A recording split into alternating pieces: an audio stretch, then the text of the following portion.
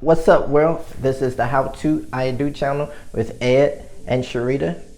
And man, have we got something for you today. We're gonna hop right on in with these headlines that have been running all over social media regarding a certain entanglement between Will and Jada and how it relates to your marriage. So we're not going to be dogging them out. So that's what you think. That's not what's happening. But we are going to pull some things from what they said and apply it to how your marriage can be better. But before we do that, I've got a couple things I want to handle. And the first thing is this. I want to shout out my girl Keisha. Thank you, Keisha, for sharing our video last time. We're going to be doing this more and more. So if you share our video, if you comment, if you like it, if you subscribe, we want to shout you out and tell you thank you for helping us to spread the word. So there are some other people that helped us to share, so thank you guys as well. We're going to be shouting you out really soon. And one more thing as well while I'm here, go ahead and like, share, and subscribe to our channels on social media, on iTunes, not iTunes, what am I talking about? On Instagram, Facebook, and Twitter are all the HowToIDo. And then you can go to our website, which is HowToIDo.org. And we have a new feature on there where you can shop for your spouse. So if you're in a doghouse, if you're trying to get some brownie points or whatever, you can go and shop right there. Just hit shop for bae. It's designed for you. So go get out of the doghouse, go get some brownie points, shop. There's plenty of things on there for you to pull from that's specifically for husbands and wives and couples. And right there also is our book, I Do But How Do I? So get that as well when you shop for it, get the book. All right, enough of all that. Let's hop right into what we're talking about, entanglements. I'm going to be looking down from time to time to check my notes or whatever, but I'm just going to give it to you how it came to me. So I hope it helps you, and let's dive right in. All right, so Jada said I needed to feel good. And she also noted that she was emotionally immature. Well, that statement that she made about needing to feel good implies a point that I'm about to make that my wife and I firmly believe.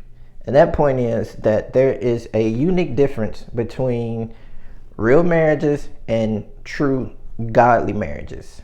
I'm gonna say that one more time.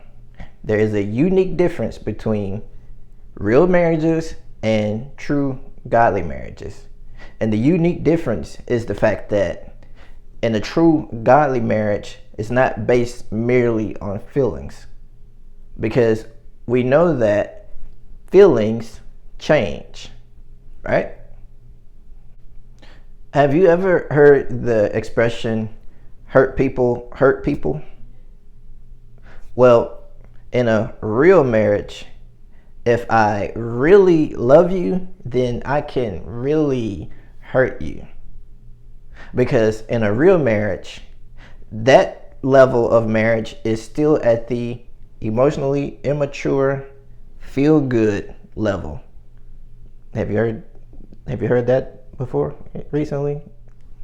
But somebody put me in A flat right now, because in true love, in good love, in godly love, in morally upstanding love, when those are developed and I have truly looked at myself in a proverbial mirror and become self-aware, then my love is not, as Tina Turner phrases it, it's not some secondhand emotion.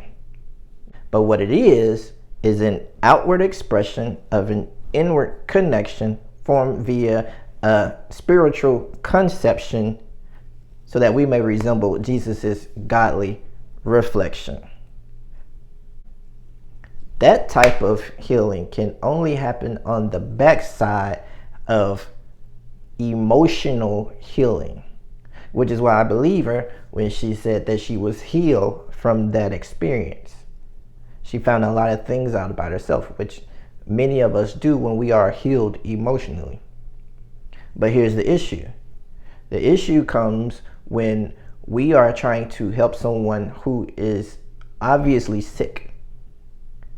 But, and here's the thing, we aren't healed ourselves. So how can we really heal anyone when we're sick? You know, there's this COVID thing happening right now.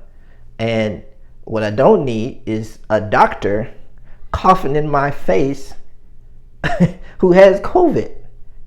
Like, thank you for handing me the respirator or the medication, but you're keeping me sick, doctor. So if you're trying to heal someone emotionally, you have to first have been healed yourself. That usually helps. Love hurts. And there have been many songs written about these sentiments. That's why you can't stop at real love.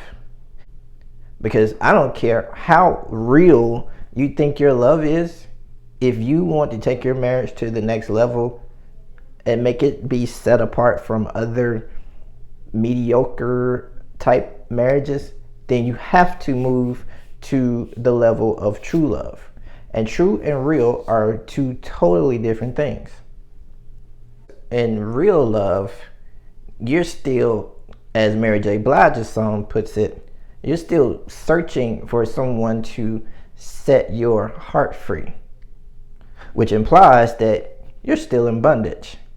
And when you're still in bondage, you will likely do anything to feel free or feel good, because you're still chained and locked down to the emotional hurt, the childhood traumas, the insecurities, the baggage from previous relationships, and I could go on and on about these things. But that type of love will hurt someone that you really love, because you are still a slave to what you need to feel. In our book, I Do, But How Do I?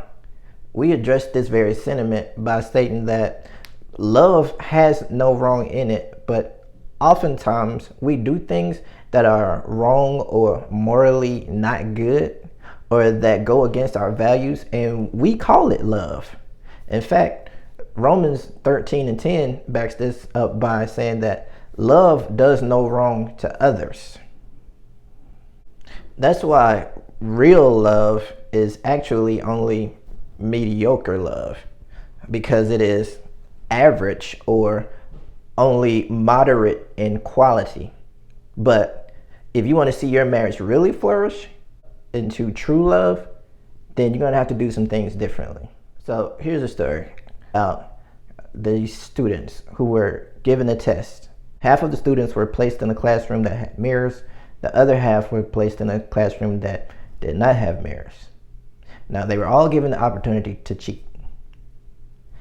However, the students in the classroom where there were mirrors were often less likely to cheat due to the fact that there were mirrors, and the mirrors would make them self-aware of their moral corruptness or their moral standards being violated, or just it being morally inappropriate. However, on the other side, where the classroom had no mirrors, the students more or less were inclined to do whatever. Since they had the opportunity to cheat, they were more likely to cheat. When they were done with the test, they were asked to gather in a waiting room. And in this waiting room, there were some areas where mirrors were and some areas where the mirrors were not. Now, the students that had initially no mirrors in their classroom kind of shied away from the side where there were mirrors. And that was generally because the thought of looking at themselves in the mirror would make them self-conscious and self-aware of their moral corruptness, moral not goodness, or moral inappropriateness. And again, on the other side, were the students who had been exposed to the mirrors previously and had done nothing wrong. They were okay to sit wherever. The point of this story is to point out the fact that when you become more self-conscious and more self-aware, you're more or less on your way to having a better marriage, a more productive marriage, and a more loving marriage. But hold up, because you've got to realize where that newfound self-awareness came from, because it did not just pop out of thin air or just happen from osmosis. It happened when you open your mind, your heart, and your soul to Jesus. So here's the thing. Jesus gave this command that you should love the Lord with all your heart, with all your mind, and with all your soul. He said this is the first commandment, and the second one is like it, that you shall love your neighbor as yourself. So what is Jesus doing in this moment? He's establishing order. He's not just merely spewing out words that are going to tickle your ears and make you feel good. As a matter of fact, in a previous video that we did entitled 4 Things You're Probably Doing in Your Marriage, one of the things that we pointed out that you're probably doing wrong is the fact that we're missing or simply not doing or not really doing or really adhering to God's order of or God's plan or God's plain teaching on the things regarding marriage. And the first thing is something that Jesus is simply reteaching that was established or brought to knowledge back in the days of Moses from the 10 Commandments. And the first commandment was, let me read it so I can not mess it up. The first commandment was, you shall have no other gods before me. And what does that mean? It means that I am the first commandment. So whatever commandments come after this, like, I'm number one. So your first commandment is me. That nobody is before me. So in the word, what God was doing through Moses at the time was establishing an order. All right? Because let's go back to what Jada said. She said that she was, let me read it. She needed to feel good and she was emotionally immature. So this is why it says that you are to love the Lord your God with all of your heart, with all of your mind, with all of your soul. Because everything that she was stating that she was missing or that she needed to feel, and in many cases we have the same situations where we are missing things and needing to feel a certain way, or all these things. The reason that we need them is because they are all at the heart, mind, and soul level. And what she was implying that she was needing, she was trying to get from a man.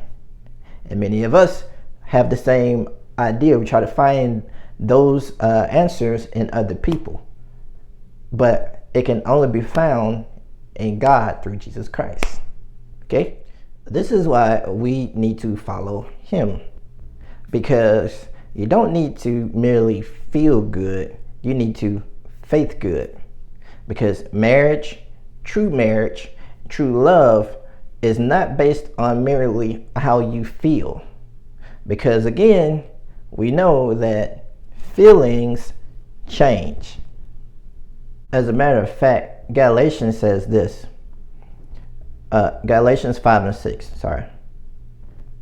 It says, what matters is something far more interior, faith expressed in love. So you see, you don't have a feel problem, you have a faith problem. True love and true marriage is about faith. Faith to love and cherish. Faith to be there for rich or poor. Faith to love in sickness and health. Faith to keep only to my spouse, regardless to the fact that I need to feel good. You see, faith is an additive. It's kind of like when you pour the stuff into your tank. It's you applying something to help the gas flow through the system and clean out the gunk so that the system flows better. This is a picture of your marriage. As a matter of fact, like God is saying, like, I've already told you I am love, but I'm waiting on you to apply your additive of faith in me so that I can flow through your marriage, clean out the gunk, so that the whole system flows better. And as a result, you won't merely just feel good, but you too will flow better. But here's the thing, you can't do it without me. So, because he is the way, the truth, and the life, hold up, because there goes that word truth again. So let's sum all of this up. When you have become self-aware through God's plan and plain teachings through Christ, then and only then can your marriage truly flourish and true love can exist and dominate in your marriage. So this doesn't mean that George won't still work your nerves and Susie won't still make you mad or hurt your feelings. But let's remember that true love is not merely a feeling, it is a lifestyle that communicates that we should love our spouse because God is love. So let me give you this real quick and I'm out. So if God is love, then when we say to our spouse, I love you, what we're actually saying is, I got you. Now, say, I got you 3 times really quickly. I got you, I got you, I got you. Now, what does that sound like? It sounds like the word guard. So, if we think of God as our Heavenly Father, what association do we normally attribute to a good father? He's normally regarded as a protector or a guard. Hence the word guard, E-N. So let's put all this into context. If we say, I love you, and that means I got you, and that sounds like I guard you, then that's associated with protection. Then when we tell our spouse, I love you, the action that we should be communicating to them is that I am going to guard you, right? So we're going to guard them from whether it be from belittling words or inconsiderate actions or any number of things that may be negative or counterproductive to how your marriage should flow in truth. So our goal in loving our spouse should be to protect them at all costs, the same way we would protect ourselves and the same way we would look to God to protect us. That's true love. And that's what love's got to do with it. So I hope this helped you. I hope this is something that you can take to practice in your own marriage. Is your marriage going to be real or true? Either way, I still want you to like, share, and subscribe to this channel. And leave a comment. We want to know, is your marriage real or is it true? And if it's real and you want it to be true, what are you going to do to change it? Leave a comment. We want to be there to help you however we can. Again, don't forget to visit our website, HowToIDo.org, and check us out, shop, get our book, and visit us on all of your social media platforms at the HowToIDo. That's it. I'm out. Peace.